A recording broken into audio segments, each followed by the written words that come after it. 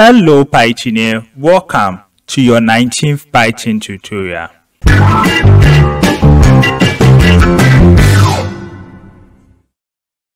In the last tutorial, we looked at how to create an if-else statement in Python and then how to use it to perform all sort of conditional statements. Now, in this video, we are going to look at for loops, which is also under Python's conditional statements. Python's for statements iterate over the items of any sequence in the order that they appear in the sequence. Unlike other programming languages, it works as an iterator.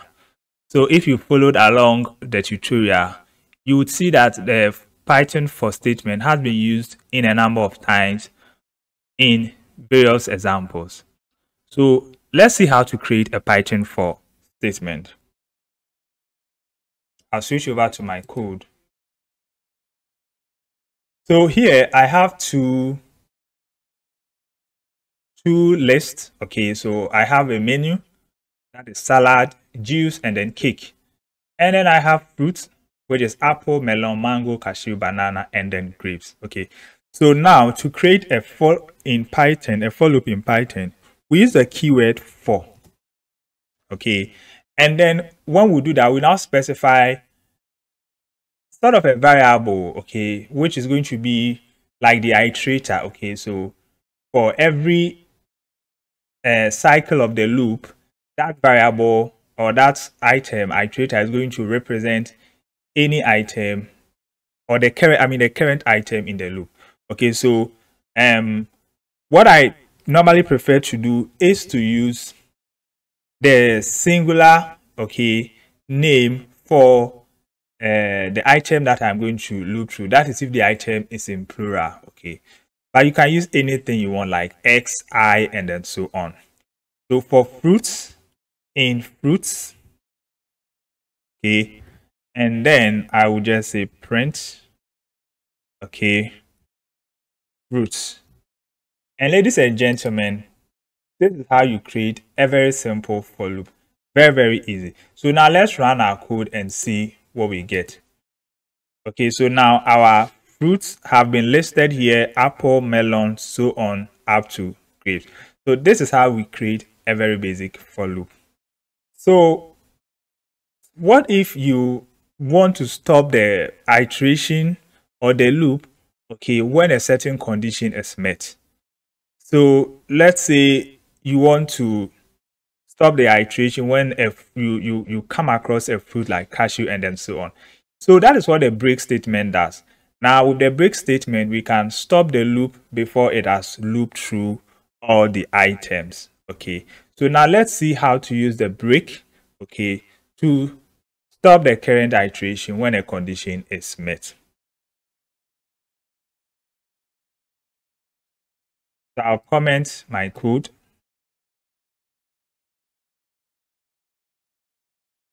Okay, so I'm going to repeat this same here. No, I don't need to even comment it. You guys are following. Now, so that you see how it is done. Okay, so now I want to stop my iteration when the current iteration is on cashew or when the fruit is cashew. So to do that, I'm going to introduce an if else, okay, before the print. Okay, so I'll just do this. And then I'm going to say if, okay, so to use the break, you need to first use an if statement to check or to check the condition. Okay, so now if fruits, okay, now I am comparing, okay, so I need to use double equal sign, not a single equal sign, which assigns, okay, so if fruit is equal to, let's say, I said cashew, okay, then sorry, I forgot my colon. Okay, then I'm going to say break. Okay, break, not brack, break. Okay, and ladies and gentlemen, this is how to do that. Now if I run, okay, now what you are going to see is that I have apple, melon, mango, and then that is it.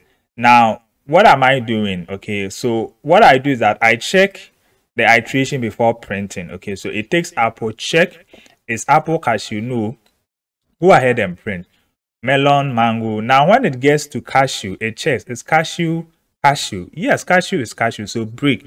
So you see that it doesn't go ahead and then print. Now there's another thing you can do, okay, where you can get the item to print before checking. Okay, so it's going to go ahead and print before checking, but it all depends on what you are trying to do. I think this is fine for me, so I'll just let you see that. Okay, so I'm going to run, and then notice that cashew gets printed, okay, before it gets checked. Okay, so I think if your goal, okay, is to stop the iteration before, okay, printing, or if your goal is to stop the iteration once it discovers cashew, then that is fine.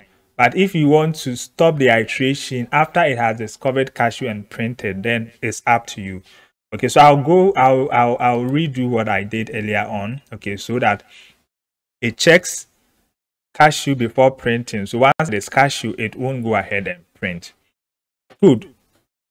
Okay, so there is another thing you can do. Okay, so I want to you know, check if my iteration, okay, is cashew, but I don't want to terminate the loop. Okay, I want to stop that iteration and then continue. Okay, so I don't want to stop my loop simply because fruit is cashew. I'm just trying to, let's say fruit is cashew, and then just take cashew out and go ahead and print the rest of the fruit. Now, to do that, we are going to use another keyword, which is the continue statement. Now, with the continue statement, we can stop the current iteration of the loop and continue with the next. Now, let me just show you how simple it is. Okay, we are just going to change a keyword, and I promise you that is all. So I'll go back to my code, and to do a continue, I'm just going to change break, okay, to continue. And ladies and gentlemen, that is all that you need to do. So I can go ahead and run. Okay, then notice what happens. It discovers cashew, okay, and then it jumps over. So it's like take away cashew, just take cashew out of the list, okay, and then you can get that. So if your goal is to, let's say, you want to take away, okay, a particular fruit, okay, from your list, then you can use the continue statement.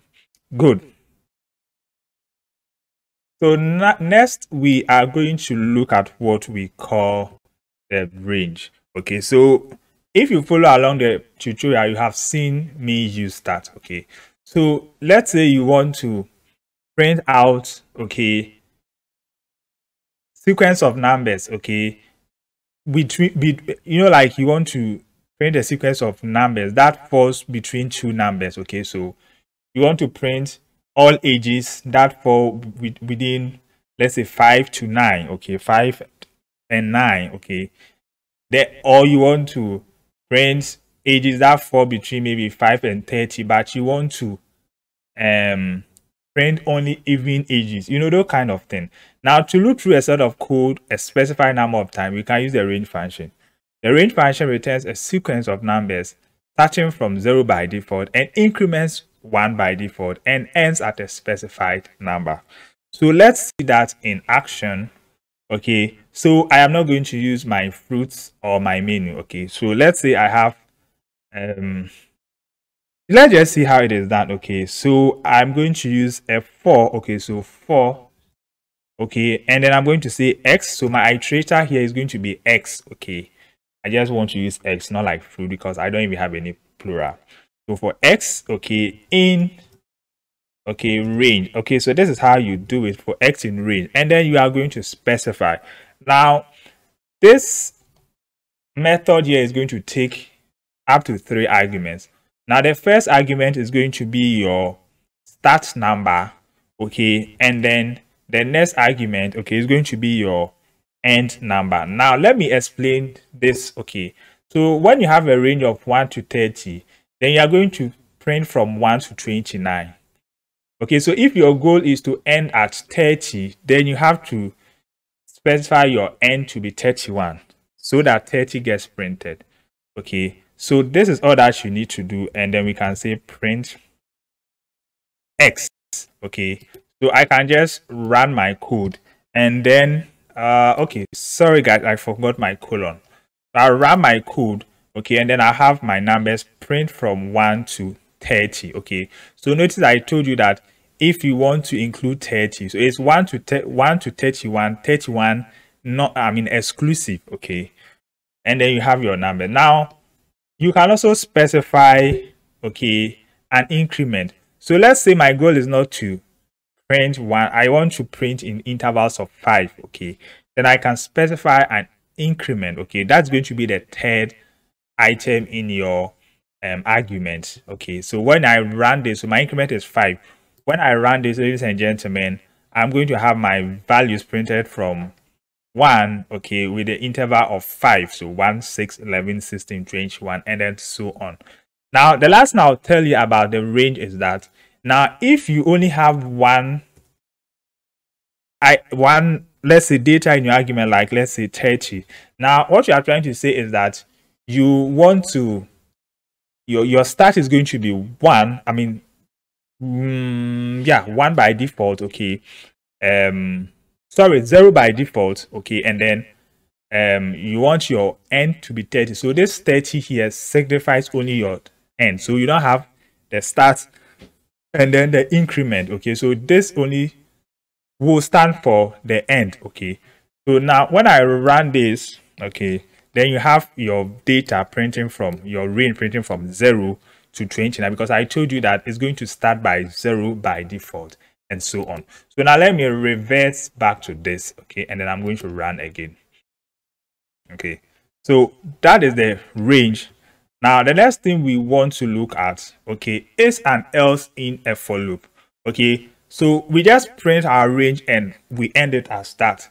Now what if I want to print okay, I want to do a range. Okay, I want to not a range, sorry guys, so I want to do a loop. Okay, I want to do a loop, and then at the end of the loop I want to indicate that I'm done with the loop, or at the end of the loop I want to do something else. Okay, so that is what the else in a for loop does. Now the else keyword in a for loop specifies a block of code to be executed when the loop is finished. Now note, the else block will not be executed if the loop is stopped by a break statement. Okay, if you introduce a break, then the else is not going to execute because the loop is not going to run to the end. Okay guys, so let's see this in action. So I'm going to keep my code which I used earlier on, and all I'm going to do is just to introduce the else loop. Okay, so I'm going to go back, okay, indent back. Okay, so it's going to be in line with the for loop. So all I'm going to do is I'm just going to say else, and then you are going to say I am done. Okay, so I'm just going to do something. Okay, so this is where you can do something. So I want to say or let me just say range complete, range, or let me just say the range has end, something like that. Okay, and then when I run my code, ladies and gentlemen, I'm going to have the range has ended. Forgive my English. And that is that. Okay, so that is that for the else loop. Okay guys, so we are going to look at a nested loop.